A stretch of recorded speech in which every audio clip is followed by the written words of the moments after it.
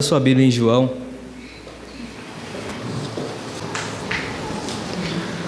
João capítulo 1, vamos ler a partir do verso 43.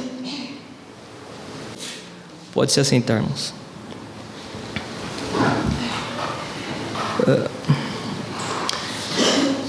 Esse relato, irmãos, do chamado de Natanael, a qual Jesus, ou melhor, a qual Felipe, depois de Jesus ter chamado ele vai e conta para Natanael: achei aquele a qual as Escrituras falavam, o qual Moisés falava, os profetas falavam, o Cristo, o Messias chegou, e ele vem de Nazaré.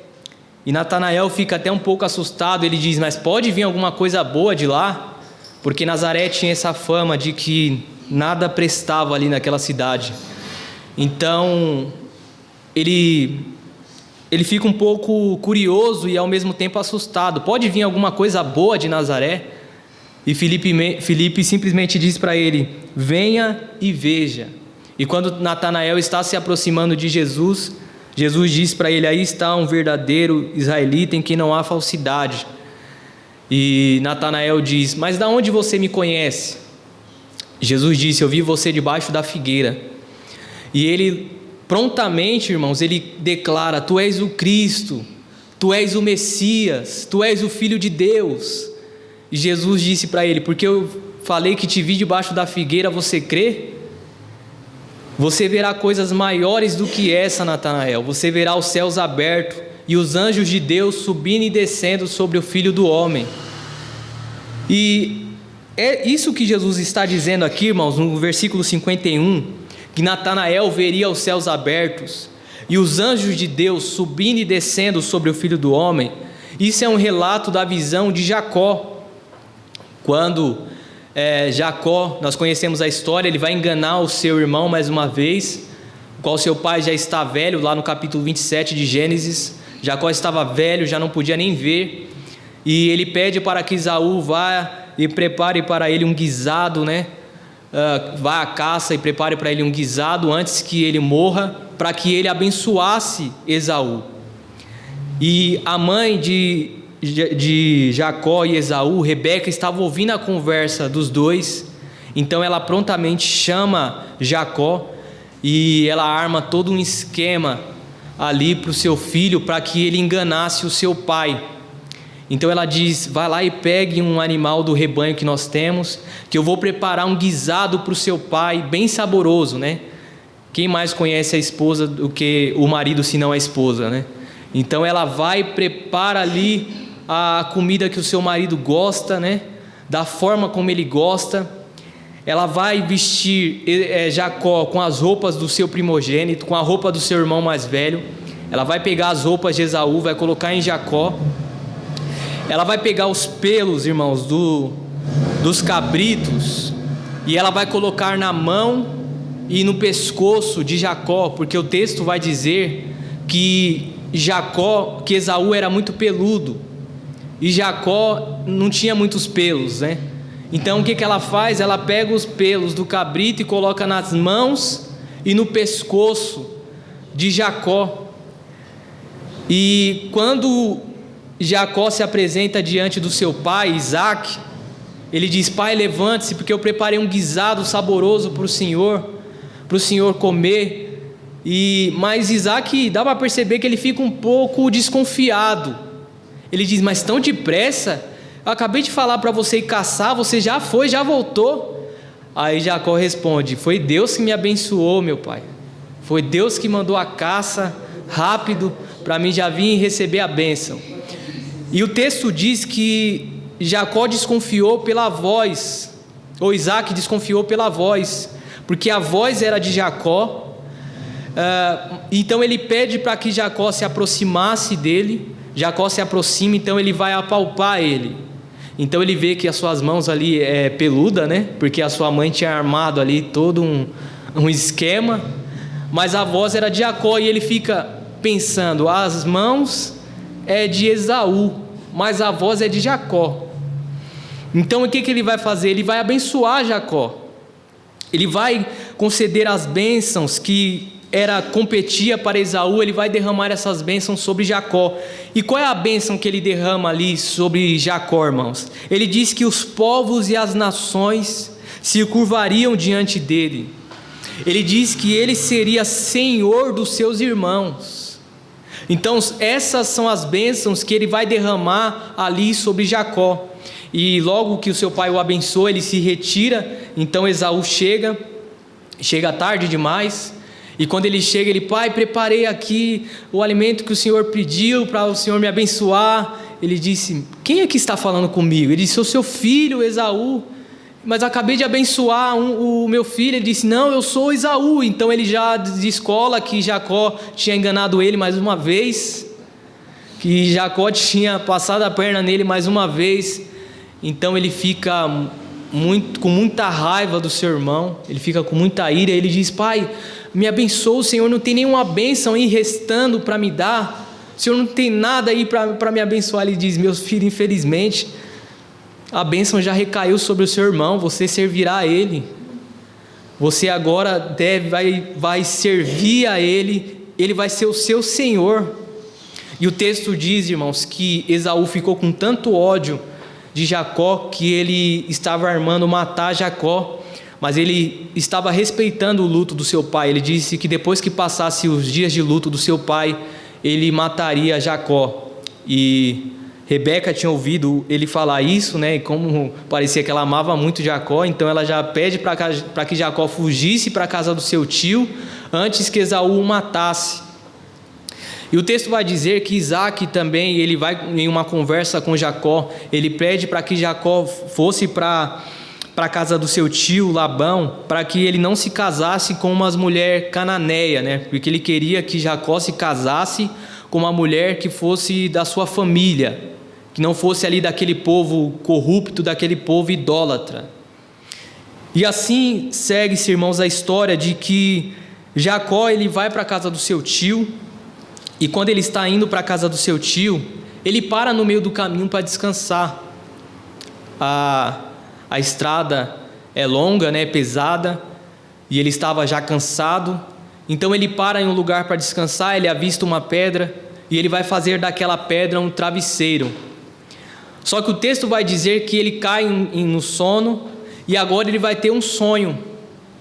Jacó, ele vai ter uma visão, ele vê os céus abertos, ele vê uma escada que vem da terra e vai até os céus, e ele vê Deus em cima dessa escada, o trono de Deus em cima dessa escada, e ele vê os anjos de Deus subindo e descendo sobre essa escada.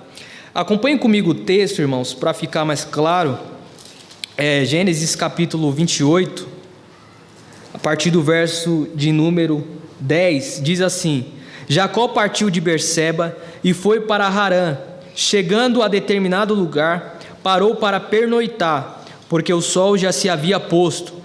Tomando uma das pedras dali, usando-a como travesseiro, e deitou-se. E teve um sonho, no qual viu uma escada apoiada na terra, e seu topo alcançava os céus, e os anjos de Deus subiam e desciam por ela. Ao lado dele estava o Senhor, que lhe disse: eu sou o Senhor, o Deus de Abraão, o Deus de Isaque, e darei a você e a seus descendentes a terra no qual você está deitado. Seus descendentes serão como o pó da terra, e se espalharão para o oeste e para o leste, para o norte e para o sul.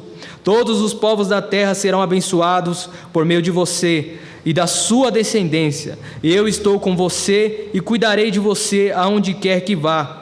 E eu trarei de volta a esta terra, não deixarei enquanto não fizer o que lhe prometi. Quando Jacó acordou do sono, disse: sem dúvida o Senhor está neste lugar, mas eu não sabia. Teve medo e disse: temível é este lugar, não é outro senão a casa de Deus, esta é a porta dos céus. Na manhã seguinte, Jacó pegou a pedra que tinha usado como travesseiro, colocou ao pé uma coluna e a derramou óleo sobre o seu topo, e deu o nome de Betel àquele lugar, embora a cidade anteriormente se chamasse Luz. Então Jacó fez um voto dizendo: se Deus estiver comigo e cuidar de mim nesta viagem que estou fazendo, prover-me de comida e roupa, e elevar-me de volta em segurança à casa de meu pai, então o Senhor será o meu Deus, e esta pedra que hoje coloquei como coluna servirá de santuário de Deus, e tudo o que me deres certamente darei o dízimo. Então ele vai ter essa visão aqui, irmãos, dessa escada posta na terra que vai até os céus. O trono de Deus está em cima dessa escada, e Deus está mais uma vez fazendo a promessa para Jacó, a mesma promessa que ele havia feito para os pais de Jacó, para Abraão e para Isaac. A promessa de dar uma terra, a promessa de fazer dele uma família inumerosa, incontável, a promessa de fazer o qual todas as nações, todas as famílias da terra seriam abençoadas por meio de Jacó. A mesma promessa que Deus havia feito para Abraão agora está caindo sobre Jacó. E essas promessas deveriam cair sobre Esaú, mas Esaú, irmãos, ele perdeu o seu direito de primogenitura. Ele vende o seu direito de primogenitura, e agora ele perde a bênção, o primogênito. Ele perde a bênção que era para recair sobre ele, e a bênção cai sobre o mais novo.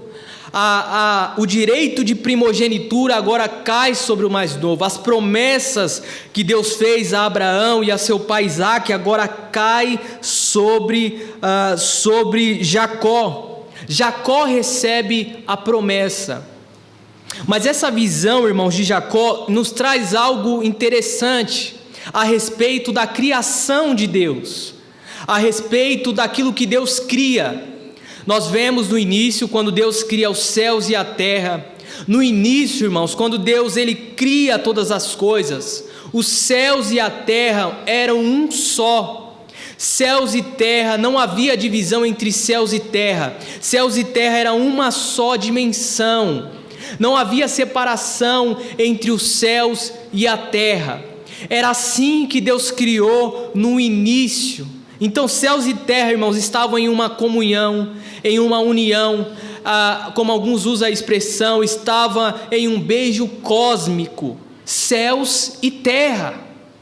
E é a mesma visão que Jacó está tendo dessa união novamente entre céus e a terra. E precisamos lembrar, irmãos, que a união entre os céus e a terra, ela também sempre se deu através do governo que Deus estabeleceu através do homem, através da autoridade que Deus vai estabelecer por meio do homem. Foi assim que Deus disse em Gênesis, no capítulo de número 1, a partir do versículo de número 26, quando Deus diz: então disse Deus, façamos o homem à nossa imagem, conforme a nossa semelhança, domine ele sobre os peixes do mar, sobre as aves do céu, sobre os grandes animais de toda a terra, e sobre todos os pequeninos animais que se movem rente ao chão. Criou Deus o homem à sua imagem, a imagem de Deus os criou, homem e mulher os criou. Então, através do homem, de todo o governo que Deus estabeleceu por meio do homem, o homem expressando a imagem e semelhança de Deus, governando sobre toda a criação, assim que os céus e a terra estariam ligados, assim que os céus e a terra, irmãos, estariam unidos. Acompanhem também aqui em Salmos, no capítulo de número 8, olha o que o salmista vai dizer aqui no capítulo 8,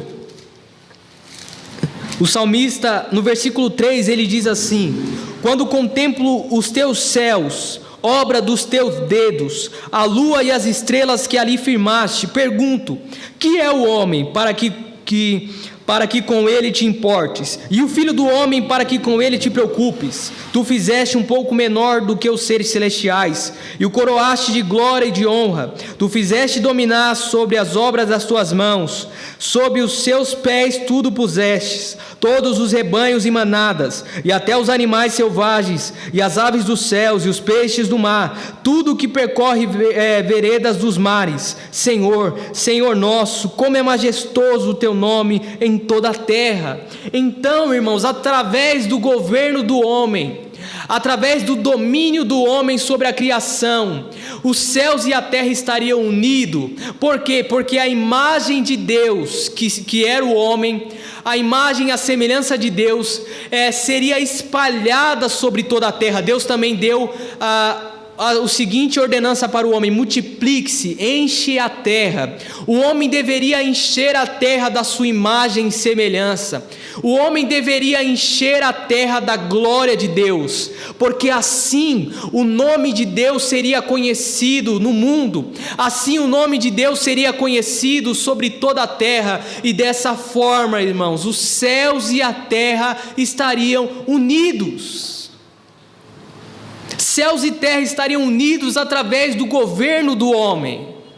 Mas nós vamos ver que o homem vai perder esse domínio, essa autoridade, esse governo, pós a queda, pós a sua rebelião, pós a sua desobediência contra Deus. O homem vai ser expulso da presença de Deus, vai ser expulso, lançado fora da presença de Deus, lançado fora do seu jardim. E ali, irmãos, que há a separação entre os céus e a terra. Quando o homem é expulso do jardim, céus e terra se separam. Os céus e a terra, eles se separam quando o homem ele é expulso do jardim, porque é o pecado que faz a separação entre o homem e Deus. É o pecado que faz com que Deus lance o homem fora da sua presença. É o pecado que faz com que o homem se afaste de Deus. Então é o pecado também que traz essa divisão, essa separação, essa dicotomia entre céus e terra, se dá por causa da queda e por causa do pecado. E quando nós falamos, irmãos, de céus, e quando nós falamos de terra, céu deve-se entender que céu é o lugar aonde Deus habita. Céu é onde está o trono de Deus. Sempre quando a Bíblia usa a expressão céu e diz que é onde o trono de Deus está estabelecido, e quando a Bíblia usa a expressão de terra, ele está dizendo que é onde Deus descansa os seus pés. É por isso, irmãos, que o próprio Jesus vai dizer: não jure nem pelos céus, nem pela terra, porque os céus é onde está posto o trono de Deus, e a terra é onde está o estrato dos seus pés, é onde Deus descansa os seus pés. Então não devemos jurar nem pelos céus nem pela terra, porque é onde está estabelecido, é onde está posto, o trono de Deus foi posto sobre os céus, e os pés de Deus está na terra aonde Deus está descansando. Mas na visão de Jacó aqui, irmãos, ele está vendo uma escada, a qual os anjos de Deus estão subindo e descendo nessas escadas, que vai da terra até o céu. O trono de Deus está no topo dessa escada. E a Bíblia vai dizer que quando Jacó ele acorda do sono, irmãos, ele acorda assustado. Ele diz: não é este lugar a casa de Deus? Não é este lugar a porta dos céus? E eu não sabia. E ele passa a chamar aquele lugar de Betel, que significa a casa de Deus, a morada de Deus. Então ele pega azeite, ele derrama sobre aquela pedra que ele tinha feito de travesseiro, ele edifica aquela pedra seria edificada para o templo de Deus.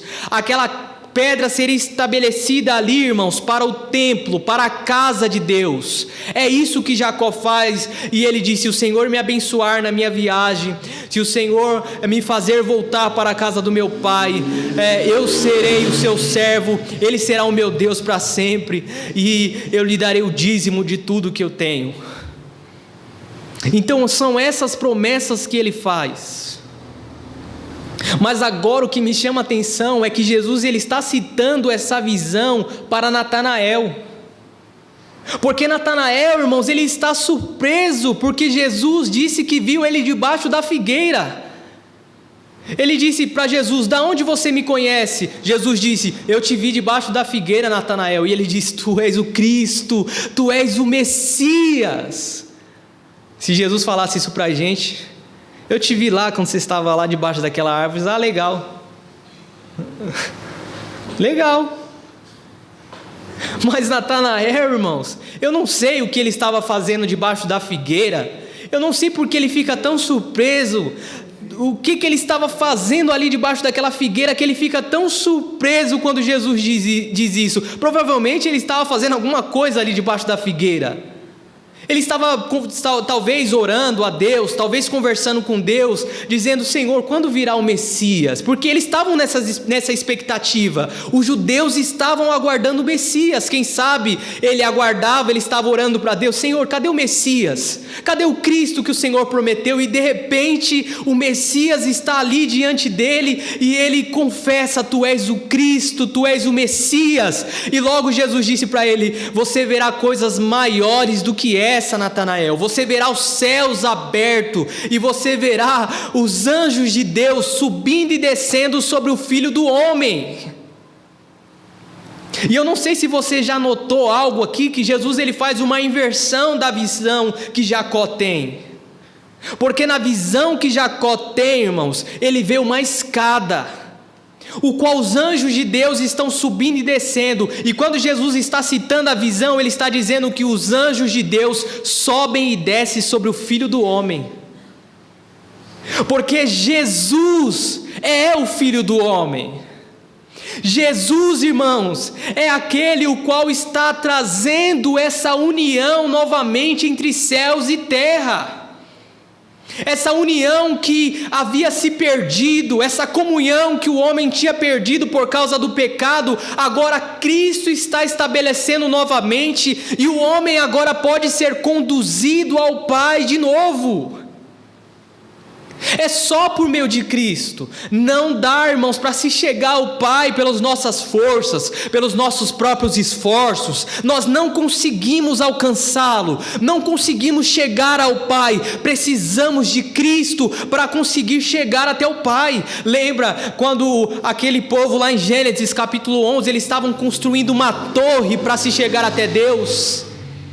Porque eles não queriam ser espalhados sobre a terra, eles constroem uma torre. Ele diz: vamos alcançar os céus, vamos chegar até Deus. E o que Deus fala? Desçamos e confundamos o homem.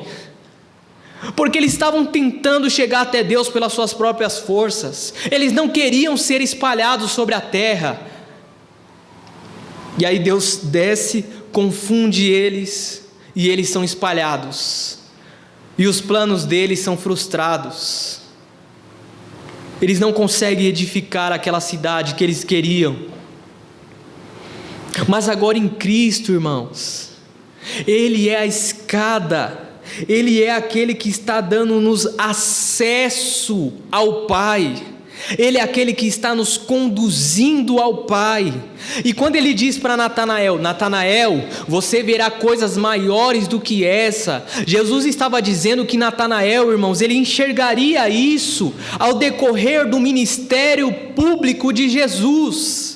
Natanael viu os céus abertos, ele viu com seus próprios olhos, irmãos, a união novamente entre os céus e a terra, através dos feitos de Jesus. Quando Jesus dava visão para os cegos, quando Jesus fez o paralítico andar, quando Jesus ressuscitou os mortos, quando Jesus expeliu os demônios, Jesus estava ali introduzindo o seu reino estava vindo para a terra, irmãos. O seu reino estava chegando, e Natanael estava contemplando com seus próprios olhos o reino de Deus chegando, através do Filho de Deus, através do Messias, através do Cristo. Agora os homens estavam sendo introduzidos na presença de Deus Pai novamente, aquela presença que eles tinham perdido no Éden. Porque o Éden, irmãos, como nós sempre falamos, o Éden é o templo de Deus, era o templo de Deus, era onde Deus vinha na viração do dia para ter comunhão com Adão, era onde o homem tinha comunhão, era onde o homem prestava o seu serviço, o seu culto, a sua adoração a Deus através do seu trabalho, através dos seus esforços. O homem estava cultuando a Deus, o homem conversava face a face com Deus. Mas agora ele perde isso. E tanto é fato, irmãos, que o Éden era o templo, que quando o homem peca, quando Deus ele vai tirar Israel do Egito, e o povo agora está no deserto, no monte. O que Deus fala para Moisés? Moisés, faça um tabernáculo conforme o modelo que eu vou te mostrar. E Moisés faz aquele tabernáculo detalhadamente. Deus dá até as medidas que Moisés deveria fazer o tabernáculo. Ele dá as cores que deveriam ser feito aquele tabernáculo. Ele dá um modelo como deveria ser feito, a forma como deveria se cultuar naquele tabernáculo, a forma como deveria se entrar no tabernáculo, a forma como deveria prestar os sacrifícios dentro do tabernáculo. E quando você estuda a respeito do tabernáculo, irmãos, você vê que o tabernáculo ele é uma espécie de Éden, porque ali dentro do tabernáculo tem desenhos de animais. As cores, irmãos, aponta para o Éden. Mas agora há uma certa restrição, o homem precisa se santificar para entrar na presença de Deus. Não é qualquer um que pode entrar na presença de Deus. Há a imagem ali dos serafins, a arca que simboliza a presença de Deus, os querubins ali, os querubins que eram guardião do jardim estão ali também. Ali é o templo de Deus estabelecido. Depois do tabernáculo vai ser estabelecido o templo que substitui o tabernáculo. Porque todo o tempo, irmãos, o propósito de Deus foi que Deus queria habitar juntamente com o homem. O propósito de Deus era habitar no meio do seu povo. O propósito de Deus era unir os céus e a terra novamente. O propósito de Deus era trazer o céu para a terra de novo. Algo que o homem tinha perdido, estabelecer o seu governo através de um homem novamente. Espalhar, encher a terra da sua glória, encher a terra da sua imagem. Esse sempre foi o propósito de Deus. E isso tudo, irmãos, está se cumprindo através de Cristo. Porque Cristo, Ele é o templo de Deus. Como João diz no capítulo 1, ele diz que o verbo se fez carne e vimos a sua glória como a glória do unigênito do Pai, cheio de graça e de verdade. Nós vimos a sua glória. Aí o texto diz ali, irmãos, que o verbo se fez carne, ele tabernaculou-se no nosso meio. Deus está vindo morar no meio do seu povo por meio do seu Filho, por meio de Jesus Cristo. Ele é o tabernáculo de Deus. Ele é onde o homem entra para adorar a Deus. Não só isso, ele é a pedra fundamental. Sabe aquela pedra que Jacó edificou? A pedra, irmãos, aponta para Cristo. Até a pedra aponta para Cristo. Porque Cristo, Ele é a pedra fundamental, a pedra que fundou a igreja, como o apóstolo Paulo diz em 1 Coríntios capítulo 3, verso 10, eu como sábio arquiteto, coloquei um fundamento e veja como cada um edifica sobre ele, porque ninguém pode colocar outro fundamento que não seja Cristo Jesus. Jesus, Ele é o fundamento. Jesus, Ele é a pedra fundamental, como nos diz Pedro em 1 Pedro no capítulo 2. Vamos ler aqui Pedro capítulo 2.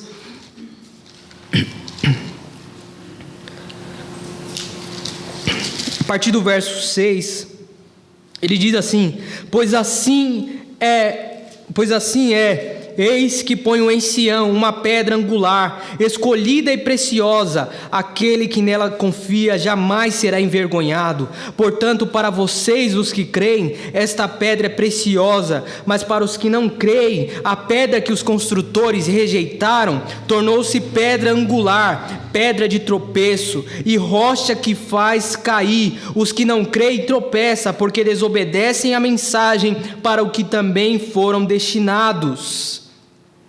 Pedro está dizendo que Jesus é a pedra fundamental, irmãos, é a pedra preciosa, a pedra que os edificadores rejeitaram, e esses que não creram nele, esta pedra se tornou pedra de escândalo, se tornou pedra de tropeço, mas para aqueles que creem, esta pedra é a pedra fundamental, é a pedra preciosa, é a pedra que a igreja é edificada, irmãos.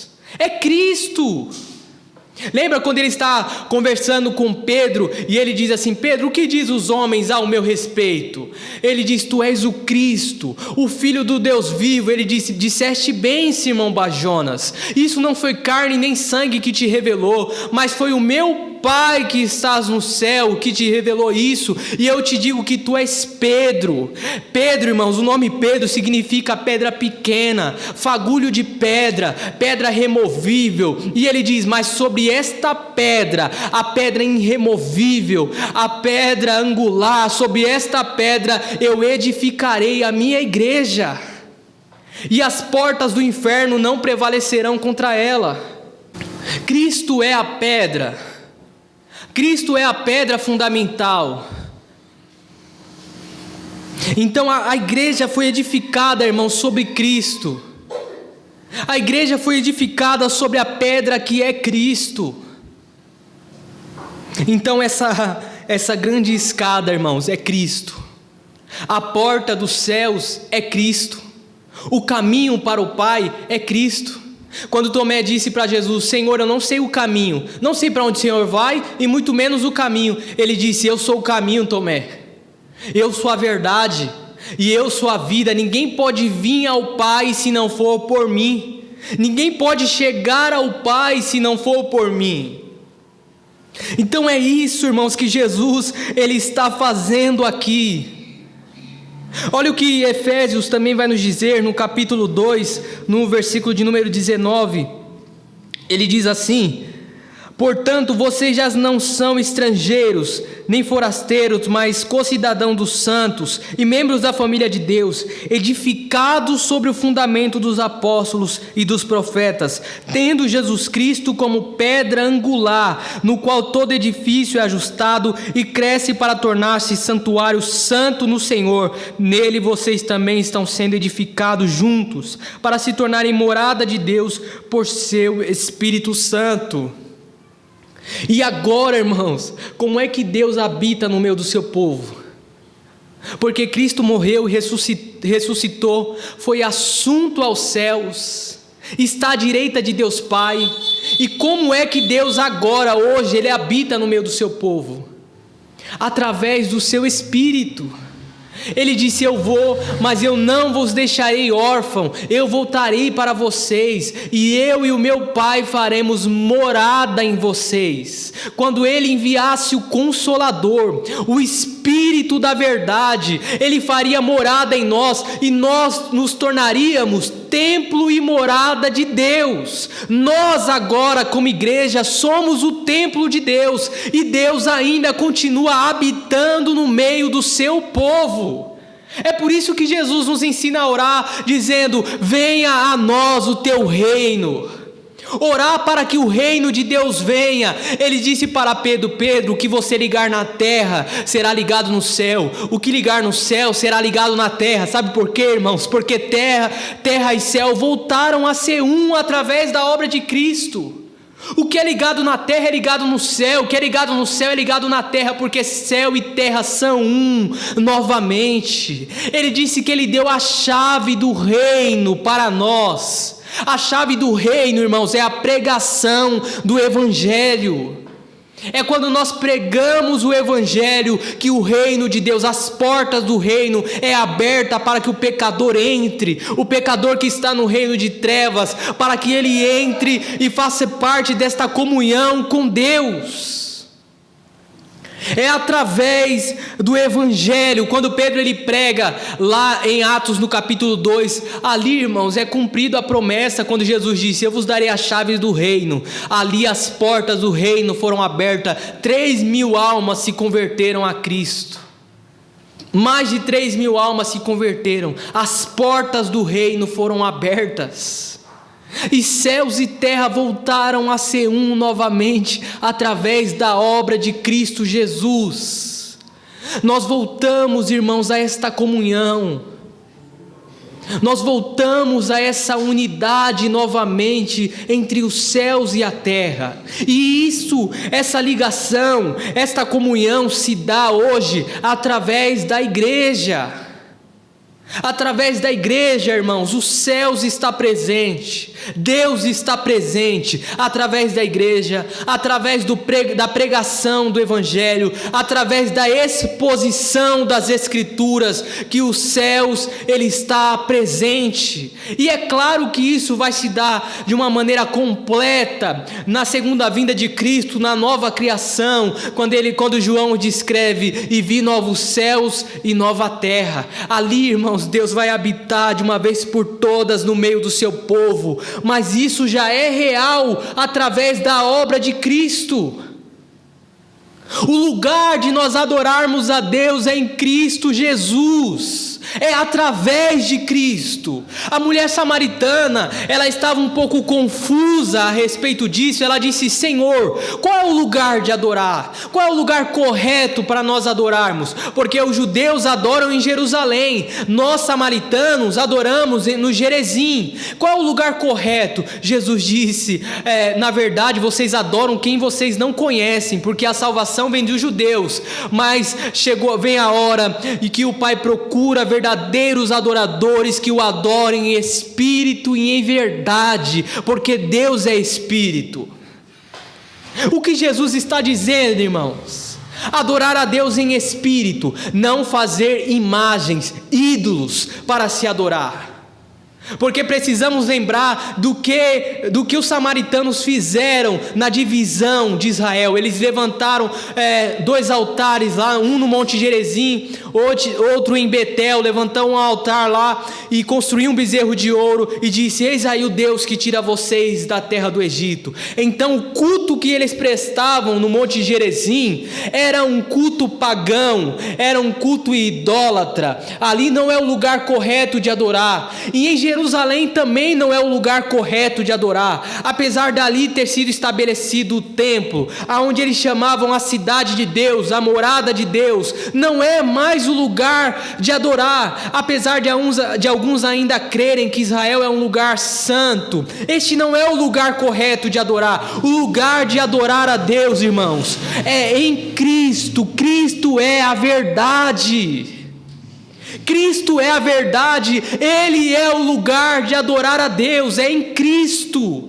Em Cristo nós adoramos a Deus, em Cristo nós temos acesso ao Pai novamente, é por meio dEle e através dEle. Nós temos acesso, porque quando Cristo ele realiza a sua obra, ele diz que o véu do templo se rasga de alto a baixo. O acesso agora à presença de Deus, irmãos, está livre, está aberto para que nós possamos entrar na presença de Deus. E o escritor aos Hebreus diz que nós podemos entrar com ousadia, porque nós temos agora um sumo sacerdote que não tem culpa, que é perfeito, que não necessita de oferecer sacrifício por si próprio, porque Ele é santo, porque Ele não tem pecado, porque Ele não tem culpa, e por meio dEle e através dEle nós temos acesso ao Pai. Então tudo, irmãos, diz respeito a Cristo. Tudo diz respeito a Cristo. Cristo, irmãos, é o que está nos levando à presença de Deus. Cristo é o que nos dá acesso ao Pai. Cristo é o que nos leva à comunhão com o Pai. É Cristo, tudo aponta para Cristo. O Espírito Santo que habita em nós hoje, sabe o que Ele faz, irmãos? Ele testemunha de Cristo, Ele testifica de Cristo. Quando Jesus, antes da sua ascensão, Ele disse para os seus discípulos: ficai em Jerusalém, até que do alto vocês sejam revestidos de poder, para que vocês sejam minhas testemunhas na Judéia, Samaria e nos confins da terra, para que sejamos testemunhas de Cristo, para testemunharmos de Cristo, não de nós mesmos, não para contarmos a nossa história triste de vida, mas para falarmos da história de Cristo, do Evangelho, da obra de Cristo. É para isso que nós fomos chamados, para pregar o Evangelho, para anunciar a mensagem, as boas novas, as boas notícias de um Rei que se levantou, de que está nos conduzindo novamente ao Pai, que está nos levando ao acesso de novo para o Pai. É isso que Ele está nos levando a fazer, pregar Cristo, anunciar Cristo e visualizar, irmãos, o reino de Deus presente, o reino de Deus que chegou, o reino de Deus que foi inaugurado na terra, o reino de Deus que é real e presente hoje, que a qual Cristo trouxe novamente essa união, o qual Cristo trouxe novamente esta comunhão que nós tínhamos perdido por causa do pecado, por causa da queda. Então, quando ele está dizendo para Natanael: você verá coisas maiores do que essa, Natanael. Você verá os céus abertos, os anjos de Deus subindo e descendo sobre o Filho do Homem. É isso que acontece, irmãos, através da obra de Cristo. Agora não tem mais restrição entre céus e terra. Os anjos estão subindo e descendo sobre o Filho do Homem, sobre Cristo. Isso mostra que o lugar é santo, que o lugar ainda é santo, e mostra que a terra pertence a Deus, que a sua criação pertence a Ele, e por meio de Cristo, Deus está estabelecendo novamente o seu governo. Lembra quando eu disse no começo, que a união entre os céus e terra se davam através de um homem, através do governo que Deus deu ao homem? O homem perdeu isso no Éden, com Adão, e agora Cristo está estabelecendo isso novamente. Cristo está assumindo o governo, Cristo está assumindo o trono, Cristo está dominando, Cristo está fazendo um povo segundo a sua imagem e semelhança. Nós somos o povo, irmãos, que somos feitos à imagem e semelhança de Cristo, porque nós nascemos de novo e devemos encher esta terra da glória de Deus, da presença de Deus. É assim que o reino e a promessa está se cumprindo. Cristo, ele veio, ele governa, ele reina, e agora ele faz um povo, uma nação santa de sacerdotes, e ele quer agora que nós sejamos revestidos da sua imagem e semelhança, que nós não venhamos nos despir do velho homem, nos vestir do novo homem, e encher essa terra, irmãos, da glória de Deus. Como nós fazemos isso? Pregando o evangelho, cumprindo o ide de Jesus. É assim que os céus estão se unindo à terra, através da expansão do reino de Deus, através da pregação do reino de Deus. O reino de Deus está sendo espalhado, irmãos. A promessa que Deus tinha feito para Jacó agora recai sobre Cristo, se cumpre em Cristo, porque Esaú é a espécie de um primeiro Adão. Ele perde a bênção, ele perde o seu direito de primogenitura. Jacó é o segundo Adão, a bênção recai sobre ele, o direito de primogênito recai sobre ele. Isso só acontece com Cristo, irmão. Adão perdeu as bênçãos, Adão perdeu o governo, perdeu o domínio, perdeu o direito de primogenitura, e agora o direito de primogenitura recai sobre Cristo. A bênção que era de Adão recai sobre Cristo. Cristo agora tem a incumbência de governar sobre toda a terra, de multiplicar e crescer nessa terra. É Cristo. Então tudo que as Escrituras diz respeito a Cristo. Uma vez alguém disse que o homem era o centro do coração de Deus. O centro do coração de Deus é Cristo, irmãos. As Escrituras falam sobre Cristo. Isso deveria nos encher de alegria e deveria ser suficiente para nós.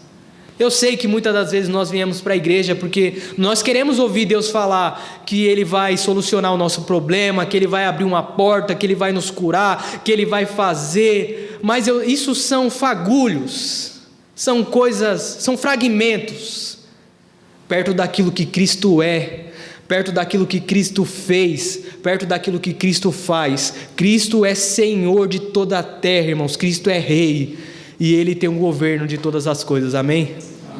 Que Deus nos abençoe em Cristo Jesus.